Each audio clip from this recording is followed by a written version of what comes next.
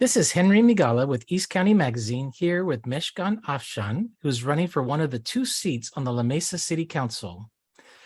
Daughter of Afghan refugees, Mejgan has lived in La Mesa for over 30 years. She's the daughter of lifelong union members. Both her parents were lifelong union members. She's a lifelong Democrat and a civil rights leader. Welcome, Mejgan. Thank you so much. Thank you for having me, Henry. Thank you for making time to join us. So tell our viewers and our listeners, because this will be both on our website and on our radio station, tell our viewers and listeners a little bit about your background. How did you get here and what motivated you? What's your motivation for running for the city council? Sure, those are great questions. My name is Mejgan Afshan, as you mentioned, and I grew up here in La Mesa. I went to La Mesa Middle School. I went to Helix High School. I attended Grossmont College, where I was the speech and debate captain on the forensics team, and then transferred to San Francisco State University. I have had a long professional experience working in democratic politics as well as civil rights work, and that led me to become a civil rights activist and advocate. And in 2020, I was one of many legal observers that were present on the May 30th protest that unraveled here in La Mesa. And so I decided to, in that experience, I decided that it was important for me to get involved and to start participating in helping all of our community members from different backgrounds be able to reach and engage with their community representatives. You founded several organizations. You've been actively involved in your community. You're the founder of Borderlands for Equity. Tell me what that is and what it's about, what its mission, and what you do. So I'm the co-founder of Borderlands for Equity with Suzanne Arani, who's a civil rights attorney, and I am the public policy and advocacy portion arm of our organization. We are a pro bono civil rights nonprofit based in La Mesa, the only pro bono civil rights nonprofit in East County, and we help represent those that have been discriminated against on the basis of race, religion, gender, ethnicity, and sexual orientation. And it's really important for me and our community members to have somebody show up and continue to help our most marginalized community members. You also founded the East County Justice Coalition. Can you tell me a little bit about the East County Justice Coalition and what your mission is and what your accomplishments have been? Yeah, so the East County Justice Coalition was born out of a need to address the bullying concerns and the bullying that was happening in East County that was being directed towards our brown and our Black and Muslim community members. There are so many refugees and immigrants and of course Black and brown community members that are continuing to be targeted by bullies in East County. And we found that to be able to push back against what's happening and making sure we show up with faith leaders and other organizational, any other organizations that can be able to show up and stand for against injustice. So are your programs in the schools? No, what we do is make sure to engage with folks when something's happened. We want to make sure that we engage with folks and they know there's someone that they can come to and share what has already happened and make sure we're advocating for them at whatever level that they have experienced that discrimination. Sometimes it's dealing with law enforcement, sometimes it's dealing with the school district, depending on the situation. We do what we think is appropriate. Good, thank you for that. I went through your website about your candidacy and I looked at some of your priorities for running for city council, including police reform, equitable housing, addressing the homelessness issue, and environmental justice. Before the COVID, you mentioned that you were one of the observers at that May 30th event. Before we went into the COVID epidemic, as you alluded to, La Mesa experienced this social unrest in May of 2021 and the riot and arson. As an observer, what do you see? What did you see as the underlying cause of that unrest? So the May 30th event happened during the pandemic in May 30th of 2020. And it was important to make sure what we saw was a lot of people that are disillusioned and disengaged from the community and lack the opportunity to be able to engage with their civic leaders and making sure that we're civically engaged with the process happening in our communities. Another issue that we faced was the targeting of young Black and Brown people who are in our communities. And again, when you have a lack of civic engagement, when you have a lack of opportunities for discussion and dialogue around the difficulties that our community members are facing, that will increase, unrest, that will increase that will affect our Black and Brown communities disproportionately. And it's important. Everybody needs to feel safe. All of us deserve to thrive and live in La Mesa and East County, and we deserve to have the opportunity to also feel like we're being protected and not targeted in our own communities. And so that is a integral piece of our community and an integral piece of our campaign, because we want to create a more equitable future together. And we think and we know that our equitable policy platform will help us achieve some of the inequities that we've been facing as a community. After the riots, we went into a 2-year lockdown as if everything was put on hold for a while. And now we're coming out of the pandemic. There was a lot of work done on the police department and police community relations and the oversight committee. Do you think the police department is reformed? If not, what else needs to be done? I think that the changes that have taken place are positive changes. Chief Sweeney has done a wonderful job hearing our community concerns out and addressing the changes that we've been requesting and engaging with the community in a meaningful and different ways. I also think it's important for us to continue to allow people to be civically engaged in La Mesa and participating on the police oversight board, because the police oversight board helps everybody in our community, including our police department, do the best that we can and be better. And one of the ways we can be able to continue that and making sure it stays and it stays alive and it stays active is that we ensure the ability of an independent auditor to continue to hold our officers accountable that are not doing the right thing. And we're not saying every officer is responsible for the bad actions of an individual that's acted out of protocol, but we need to make sure that those ways we can be able to hold accountable and really all of our law enforcement accountable is really important, because we want everybody in the community to stay safe, and we want to make sure that we address the community safety as a whole. And that's the only way that could happen, is when we make sure that we can show up and we continue to have a community engagement with the police oversight board and continue support of it, and as well as making sure we have an independent auditor to hold those folks that are not acting within their protocol and their procedures accountable for their actions. We're all coming out of this pandemic after being closed down for a couple of years. It's almost as if we're rebuilding the pieces that define our community. And one of the first social events that happened in La Mesa was the Juneteenth celebration. Did you attend that? Yes, I did. We were tabling at the event, and it was a wonderful celebration that brought out over 1,500 community members. And it was such a beautiful day. The weather was lovely, and I think we need more reasons to come out and celebrate our diversity and thrive with one another. And Juneteenth is a wonderful way of which we can remember our African American sibling struggles, as well as the diversity that is now really beautiful fabric of our La Mesa and East County community. You went on to talk a little bit about equitable housing and homelessness, which is a huge issue, of course, East County, San Diego, everywhere. How would you address homelessness as a council member? So houselessness is a huge issue, and we have an ongoing issue, and it's not going anywhere, and not just in La Mesa, but all over East County and San Diego County in California. One of the ways we can be able to address this issue is making sure we have equitable access to affordable housing. No matter how many buildings you build, if you do not have equitable housing access, how are people that are making less than 80,000 or 75,000 able to, get into these places and make sure we secure housing for them, and that we don't create a bigger problem with creating more houselessness in our community.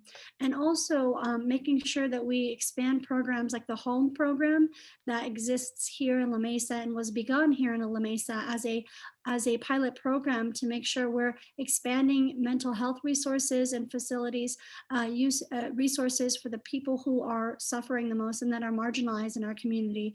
And eventually we need to be able to make sure we have some type of shelter for our houseless community so they can get off the streets, and we can make sure that they are not harmful towards themselves or to anybody else. Because as we learned in the pandemic, the pandemic showed us that you don't have to have had COVID to be affected by it. So making sure you're taking care of your neighbors and making sure that there's folks on the street that get the resources that they need is a critical piece of making sure we improve the quality of life for everybody in La Mesa. And that's why we want to be able to make sure to support this equitable policy platform so that we can help all aspects of those marginalized in our community. Many people talk about one of the answers for homelessness is building more houses. And I think I even read today that the county approved 10,000 more units. So what's your view on the appropriate scale, height, and density for housing projects in La Mesa?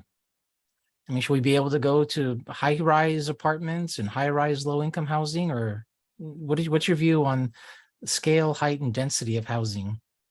So regardless of how people view housing, we have an issue across the state and not just in La Mesa.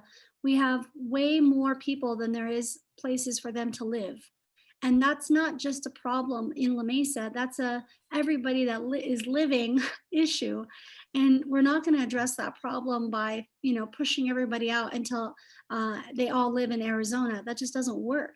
As a community that continues to grow, create families and expand, we want our community members to stay in La Mesa. And that requires us building new homes. We already have 7 to 8 developments underway in La Mesa. And so we know that those developments are going to be able to at least ease a little bit of the pressure that's happening here in our corner of the county. But more importantly, it's not enough. We have to be able to build more housing and making sure that we are able to keep the integrity of La Mesa, and at the same time making sure we place these homes and these developments in areas that can withstand the size that they have. I don't have an exact rule like everybody has to have only 5-story buildings, or that's not something that I've made a hard and fast decision on. Depending on where it is located, depending on what the actual lot is and where it's placed in the city of La Mesa, will make a difference. Is it close to public transportation? Is it close to major schools or intersections? These are things that do make an influence on any decision. And I look forward to making this decision with my council members and our mayor to be able to provide housing for those that have been struggling. I know a lot of people that, especially during the pandemic, had to move in with family members because either their housing was insecure or they wanted to be able to save while they were struggling through the pandemic. These are things that are affecting at all levels. They're affecting all levels of our community in La Mesa, and we cannot turn a blind eye to them. So making sure we create more housing, more affordable housing, and making sure that housing accessibility is supported by the city of La Mesa is a concern for me. And also protecting tenants' rights throughout this process is a very important process as well.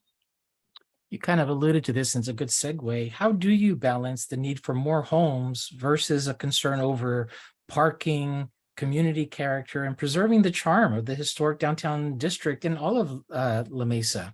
How do you balance that? Well, there's more of La Mesa than just our downtown, beautiful La Mesa Village area.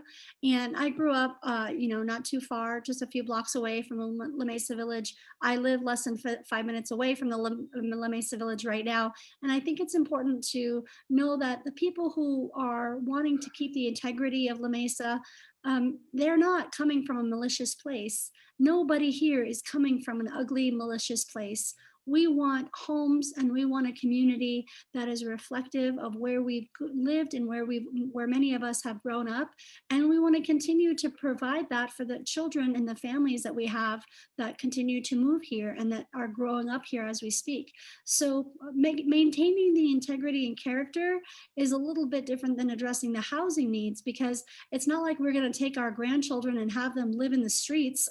We want them to be able to grow up, and we want our nieces and nephews and brothers and sisters to be able to have housing in the city that they want to live in. And so in that regard, we definitely want to absolutely support more development of affordable housing and trying to maintain the character of La Mesa in the style that we can always improve something that we have that exists. There's no need for us to go backwards in time. We can be able to improve on what we have and make it accessible to all of our community's needs. Good. You also mentioned environmental justice as one of your priorities. Where do you see climate action as a priority for the La Mesa City Council? Oh, climate action is integral to our quality of life across the board. When it comes to pollution, when it comes to air quality, when it comes to longevity, I want all of our community members, including my own family, to live as long as we can, and is the best in the best ways in which we can. And that requires making sure to fulfill our climate action plan. Our requirements for the city of La Mesa are only here to be able to live up to and be able to abide by the statewide implementation of climate action goals that we have as a state of California. And our state governor, Governor Gavin Newsom, has really led the country when it comes to making sure we can lessen our carbon footprint and making sure we can be able to provide for and improve the quality of life of our community members. Climate action plan is integral to what we do in terms of civil rights too, because many people don't realize that the climate justice activists have always been trying to point and trying to put everybody's attention on the fact that climate crisis affects our Black and brown and marginalized community members disproportionately. And so if we can be able to make a greener and cleaner La Mesa and make it more sustainable, we have a better environment, not just for ourselves, but for the future generations that will live here. And I don't think anybody is against that. I think folks genuinely want to live a long life that's healthy and make sure that their communities are cleaner and greener and more sustainable for the generations to come, because people want to make sure to leave this place better than we found it. You mentioned on your website you want to improve the La Mesa Climate Action Plan. What do you mean by improve it? What needs improving? So there's so many suggestions that we can be able to implement that we haven't been able to yet. Something like using gray water. We live in a drought. I mean, yeah, we're living within a drought. We have a climate crisis, and the place that we live in is essentially a desert. Why can't we be able to use gray water, the water that you use in your home after you wash some fruits and vegetables or take a shower? Why can't we use that for other ways, like watering our plants or making sure to use them to be able to water trees in our community? This is a huge benefit. It's a boon, and we could be able to recycle that water and use it for our community. If we don't address these concerns, we will continue regardless to experience these power outages, these brownouts, as I was mentioning to you before the call, and the things that are happening in our community, like these heat waves that so many unfortunately have either suffered from or in the most extreme cases died from. We need to be able to address these concerns, and the climate action plan needs to be implemented, and the suggestions of the climate action plan need to be implemented, and things that we haven't done yet, like gray water, can be implemented, and be also, of course, expand our solar panel usage, and hopefully the continued electrification of homes and appliances, so people don't have to suffer as much these climate crisis concerns that we've been facing recently. I mean, we are truly at a turning point in our country, and we need to be able to, as a community in La Mesa, not just fulfill our bare minimum goals, but hopefully be able to go above and beyond and meet the goals of the state of California, where we all can be able to improve our environment drastically and lessen the footprint. You mentioned on your site also finding and creating a permanent site for the library and a technology and arts hub. How would you fund a permanent library and technology and arts hub? So the permanent library, we have a library that's not permanent, and there is fundings that we have received from COVID-19 pandemic fundings, whether it's the CARES Act or other fundings that have come to the city of La Mesa that still are providing monies for supporting programs. One of the things that we had many, many years ago, I think it was made more than 50 years ago, the library that I grew up attending and being able to go with my sisters to used to be located at where the present day police department is on University Avenue. And so that library was actually connected to a theater and a gallery, and it was a long time ago.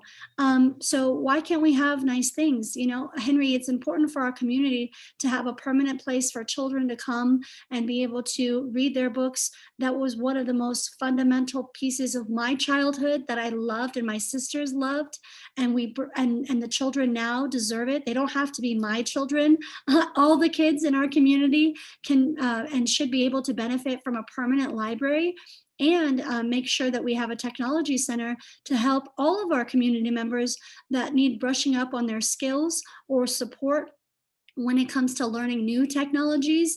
And it will be such a blessing for all of our community members to connect with at that level. And I think that the monies that have been set aside for, supporting businesses and supporting our arts programs should be also used towards making sure we have a permanent library located here in La Mesa, in the heart of La Mesa, and make it central for all our folks to be able to attend and to utilize, because our community deserves a public permanent library and deserves a technology center. There is no technology center that is available in this way anywhere in East County, if you can believe that. And it is outrageous. Maybe there are some schools like Grossmont College or maybe connected to Cuyamaca College that have a technology center, but that's not a dedicated space for our regular citizens that are not community college students. So we want to make sure to make these things accessible and available to our community members and residents. We're getting close to our time. Is there anything that we didn't talk about that you would like the residents of La Mesa to know about you and your campaign? Yes, I just want to say thank you so much for having me again. And, this is a very critical moment for our community and making sure we create an equitable future together. Our equitable policy platform was created with not just our community members that are alive now, but for our community members who have been yet to be born. There are so many people and so many families here that have yet to be able to engage in meaningful ways with our city. And I truly believe when we increase engagement and civic opportunities, we also are able to create a more equitable life and improve our quality of life across the board. And I can't do that by myself. So I would love the support of our community members. And if you would like to be able to support our campaign, please visit our website at www.votemejgan.com or follow us on social media on Facebook as well as Instagram. And please feel free to donate to our campaign. And I just got a call before, not a call, I just got an email before I got on the call with you today from Congresswoman Sarah Jacobs that just endorsed our campaign. And so I'm so thankful to her, as well as, of course, Supervisor Nathan Fletcher and Council Member Sean Elu Rivera and Council Member Jack Shu for endorsing our campaign and really believing in our purpose and our campaign and what we can achieve in the coming election and hopefully the next 4 years. You kind of took away a couple of my last questions. I was going to ask you if there are any most significant endorsements you wanted to highlight to share with people. I can So read your mind, Henry. that's good. No. So I don't know, in addition to those that you mentioned from Sarah Jacobs and Councilman Shu, are there other endorsements? Anything else you want to share? We've also been endorsed by Supervisor Nora Vargas, as well as a council member from Lemon Grove, Jennifer Mendoza, and Commander, and also former candidate Dave Myers. And I'm so thankful to all the folks that have endorsed our campaign and that continue to show up for our campaign and truly believe in the work that we do. And most importantly, we've also been endorsed by the San Diego County Democratic Party, as well as the San Diego County Labor Council and Unite Here and IBEW 569. So thank you to them, as well as the San Diego Women's Democratic Club, for their endorsement of our campaign and their belief in us. I know you mentioned it already, but I want to give you one last chance. So if people wanted to find out more about you or volunteer for your candidacy or donate, can you share with people how they can find out more or do more? Absolutely. As I said, please visit us at votemejgan.com. It's www.votemejgan.com. And it's exactly the same handle for Facebook and Instagram. Just visit us on Vote Mejgan. And we would love to be able to have your support, whether it be volunteering to canvass, to phone bank, or to donate. We would love your support and be able to see you out here helping us create a more equitable future together. Mejgan, you've been very gracious with your time. Thank you for making time for us. Thank you for spending the afternoon and sharing your thoughts and visions. Thank you for your interest in public service, and good luck. And we'll see you. Maybe we'll talk to you again after the election. Thank you so much. I appreciate you, Henry, and I thank you to East County Magazine for having me and our candidates in this race. It's critical that everybody votes. And before I go, I just want to make sure that everybody knows we have our mail-in ballots that should be arriving by October 10th. And make sure to make your vote. And there's 2 seats available. Please vote our Democratic slate. Thank you so much. Thank you, Mejgan.